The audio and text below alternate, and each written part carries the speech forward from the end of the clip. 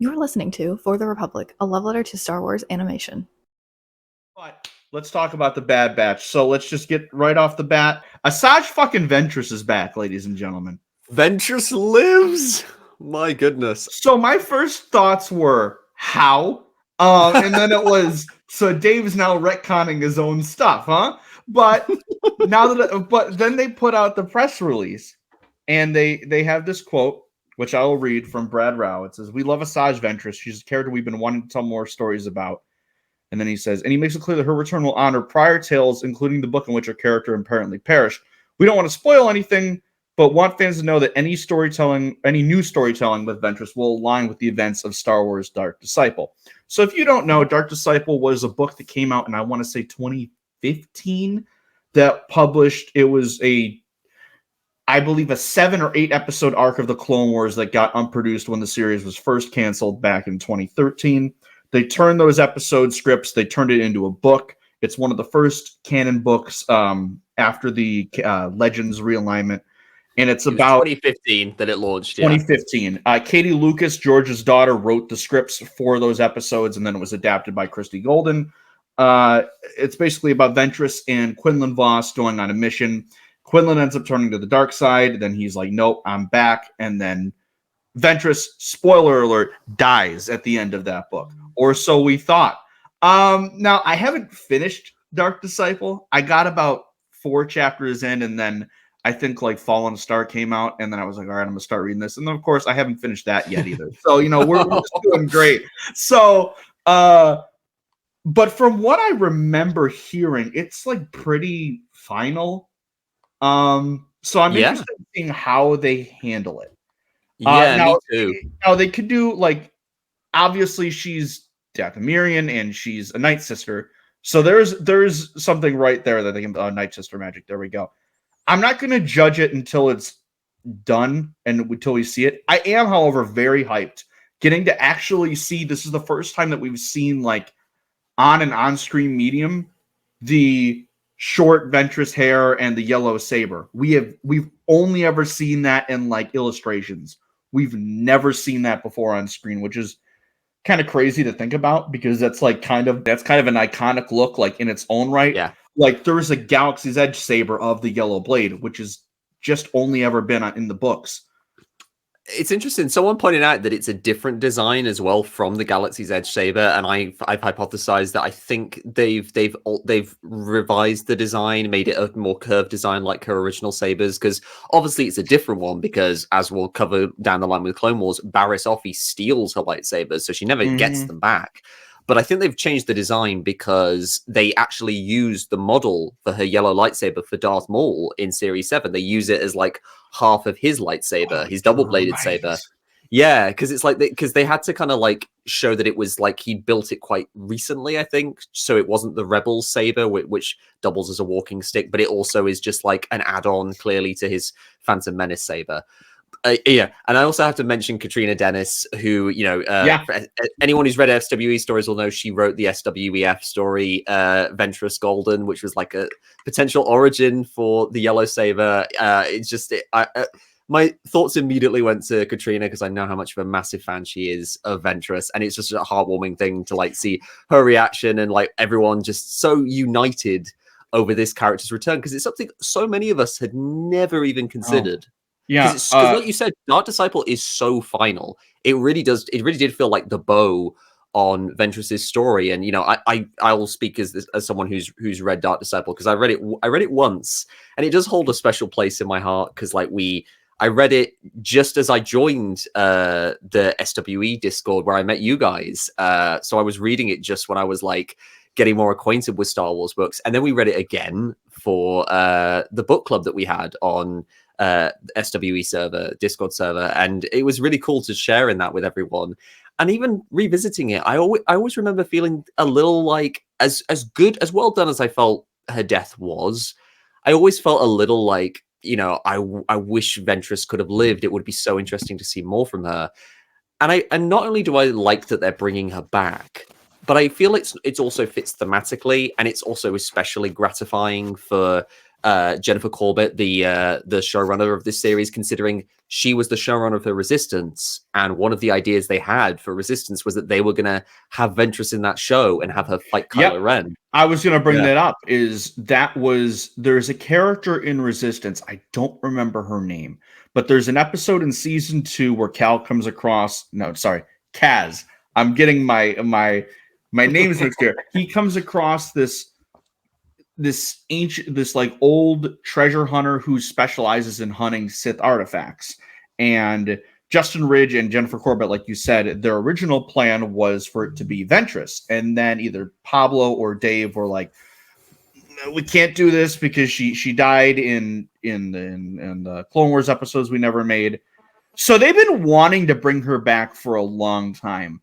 So then that leads to me saying to what I was talking with Conor before we started recording, which is, well, then why did they kill her in the first place if they like always wanted to keep using Ventress? Well, because it's like that was written. The thing is, that was written, I suppose, when Clone Wars was winding down, and there was maybe still some ideas about, Ahsoka and other characters kind of going away and not really being as prevalent. Because I suppose, because I think George was flirting still with doing a sequel trilogy before selling to Disney, and he wanted to kill Ahsoka, and he felt like Ahsoka, it was natural for her to die, and Filoni managed to convince him, but that's imagine if that happens. That would be crazy. It's something we all assumed, but imagine the world where the end of season 5. Well, I mean, the Siege of Mandalore was going to happen, but imagine a world where Clone Wars just ends at season 5. We don't get the revival, and the very last thing we ever see Ahsoka in is that last episode, The Wrong Jedi, and we never see her again. Dude, I remember watching that. Not vividly. It's weird. I can't I can't talk. I vividly cannot remember a good amount of things, but the most basic, mundane stuff, I could fairly vividly remember. The Clone Wars season 5 finale, cannot really remember. I remember just kind of sitting there watching it, and the credits rolled, and I'm like, damn. Because they have the different music and everything, and you're like, oh, this hurts. And I didn't watch it until years later.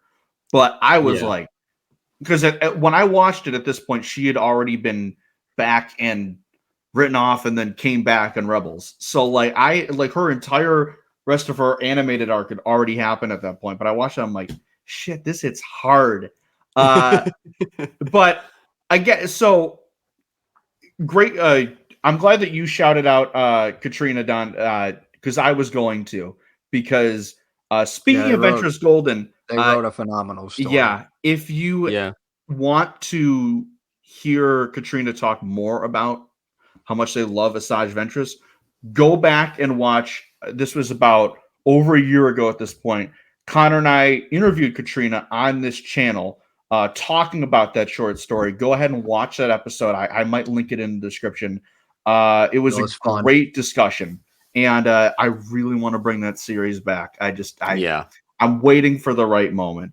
Because they're a valued part of the Star Wars community. That's what I'll say. Exactly, and they've been pitching ideas for Ventress to come back for age. I feel like just a couple days ago they were tweeting about, well, if they want to do Ventress Tales of the Jedi season 2, I have entire scripts ready, so Lucasfilm call me. So there you go. Let them cook, Lucasfilm. Let them cook. Come on. So here's my other thing: is with Ventress, obviously comes Quinlan Voss. So I'm going to ask this question for what feels like the 5th Star Wars project in a row. Is this finally when we get more Quinlan Voss? They have the model, Andrew. They can literally put him in if they want to. I mean, my batshit pitch to Lucasfilm would be Kenobi season 2. Put both of them in it. And have Obi-Wan be the matchmaker that reunites them both. And then we get to see Ewan flirt some more with Ventress. Get live action there's no way that they're putting her in this now. And this is part of my excitement, is that there's no way they're putting her in this now if they're not going to do something with her in live action. And look at the wording in the article. any new storytelling with Ventress. So that implies that, hey, it's not just Bad Batch season 3. She's What if going to she's be on in the plans. Dathomir? That would be Like she could be on. in Like, what if Ahsoka. that's Ahsoka too? Like, what if Ahsoka? That's the reason Bad Batch has to come out now. Is that like Ahsoka season 2 is gonna like Thrawn is gonna touch down on Dathomir, and actually we're gonna find Ventress has been there, like building a new coven of Night Sisters. That would be pretty dope. I like your pitch that you had of Kenobi season 2 just being a rom-com where I'd love it. Kenobi is It'd be just so playing good. matchmaker for Quinlan and Oh, it's Ventress. great. People be like, what the hell is this? And we'd be like, this is fucking peak cinema Great. is what this It's is. it's like Austin's Emma, but with Ewan McGregor instead. It's great. So and how good is it to hear Nika Futterman's voice? oh my god. After years, the chill I got from hearing Mhm. her speak the lines again, and she again. It's like hearing David Tennant as the Doctor in the 60th anniversary. Just not lost a step at all. Brilliant. Love it. So it's like I'm curious of how she's going to play into the story. Yeah. Because like is she because at the end of Disciple, I believe she's gone back to the light side. So is that going to continue? Is she going to be more of like a Fennec Shand kind of anti-hero character where she comes in conflict with the Batch? It'll be interesting. But end of February, where I believe the 21st is, I believe, when the episodes drop. So we will have. We're gonna get a Crosshair and Hunter reunion. They were in this trailer together, and Crosshair has his old armor back. How awesome is that? My brain. Oh god, that just brings me back to season 2 when the day before the finale, I was like, bring Crosshair home. It's going to fucking happen. And then Tech dies. Omega gets kidnapped. Crosshair's still on Mount Tantus. Have you seen the theories about that Tech is that clone? That clone with the bug eyes. That was going to be my next question. Is we have another one of those assassin clones that was in season 2, and we were like, whoa, when are they going to follow up on this? And then they just didn't. And so, like, we were assuming that it would play a role in here, and it shows up again. I've seen some people say Crosshair. I've seen some people say Cody. Do you have any early suspicions? Do you think there's going to be multiple of these? I think multiple, probably, maybe different types of them, but I do have an inkling that could be Tech, because it does kind of match what I would imagine an imperialized version of Tech would be, with the kind of the pack and the almost kind of bug eyes making up for his spectacles. Like they did have Dr. Hemlock did have his glasses, so maybe they did recover his body after the Batch fled and basically put him back together, like with Echo.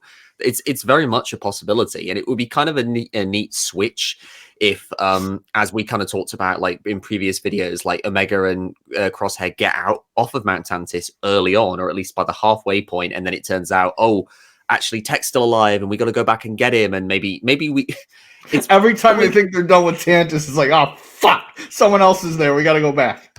It's like that meme, oh shit, here we go again. Yeah, it was a really good trailer. Could you maybe not go back to Mount Tantis for 5 minutes? Yeah, like, and there's also, why does everyone want to go back to Jakku? But it's Mount Tantis. Told you, junkyard. A couple other things we can talk about. We got Rex back again. We know he's going to probably be playing a major role here. Hemlock being just the most despisable villain known to mankind. And we got to see, I think there was only one shot of Omega and Crosshair together, but it was a great one where Omega's just walking with the other prisoners and she just makes direct eye contact with Crosshair and sees him. And that's heartbreaking. Yes, we talked about Ventress for about 10 minutes. And that is the one part of the season I am the most excited about, is the Omega and Crosshair on Tantis, them like finally getting that time to really develop a partnership, like how we've had with Tech and Echo last season and with Hunter and Wrecker in season 1. Crosshair is finally getting his due. which I'm so excited about. And again, those Crosshair episodes, which we will be talking about later, are some of the best Star Wars animated episodes that there's been in quite some time. So, Lieutenant. Beautiful. You know who wasn't in the trailer is Lieutenant Nolan, because that motherfucker got shot. He's done. That It man reminds got me of a whacked. Critical Role Yeah. moment. Yeah. You know Like, who a else moment wasn't with, in this?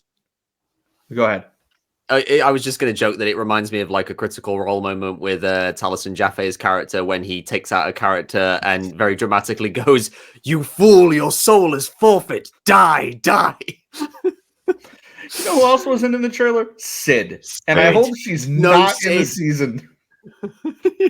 Like she I just just shows don't- up for like one instant to like beg forgiveness and they turn her away like, Right. nah, No, get no, we out. don't deal with traitors. Yeah, get out of here. No, But there was- you gotta understand my hands were tied. Yeah, No, okay. we don't want your crusty We lizard ass. understand, and you're gone. You're done. You're canceled. There was there was a lot of great action. I'm so excited. We also got the episode titles, and we know that the final episode is now going to be the cavalry has arrived, and considering that's one of the first lines Wrecker I think has in the Clone Wars, that's going to kill me. One less episode than the other seasons, only 15 this time, but it's going to be a 3-episode premiere, which I am super excited about. We know that Cad Bane's coming back, Fennec Shand is coming back. I'm assuming Cody's going to be in there somewhere. There's just so much good stuff to look forward to. And Wolf as well. Wolf, yeah. Is Wait, he? Yeah. What was the Was Wolf episode? the one with the purple armor? No, Or he was was that- like we see him very briefly with his helmet. Okay. With his helmet, but he's still with the like he basically looks as he did in the Clone Wars, but he's with the Imperial still. So 'Cause- we're going to see him get busted out and maybe like see why his chip is on the fritz initially in Rebels. Why he's Because there still a was bit like a "Ugh." clone in the trailer with a purple helmet, and I was wondering Yeah. who that was. Because I know Mace Windu's squad now in canon has that color, so maybe it's just a random grunt, or it's a new clone we haven't been introduced to yet, or we're just all blanking, and we don't know. I mean, it could be Fordo for all we know, and that would make my day. I would love Fordo to show up in this. That would be the hell of a mic drop move from Brad Brown, Jennifer Corbett. But what was your question, Connor? What's the name of the season 2 episode where it features Cody and Crosshair? Oh, the solitary clone. Okay, cool. You're like, all right. I couldn't Yeah. remember.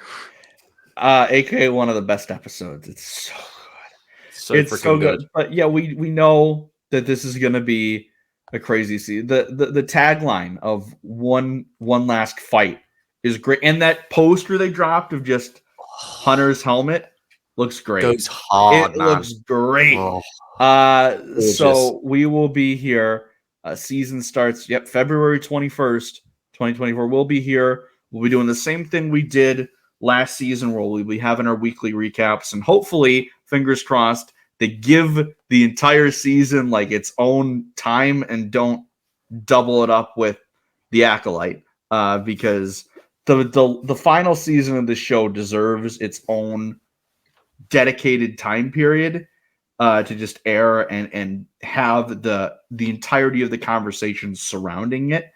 And I'm looking forward.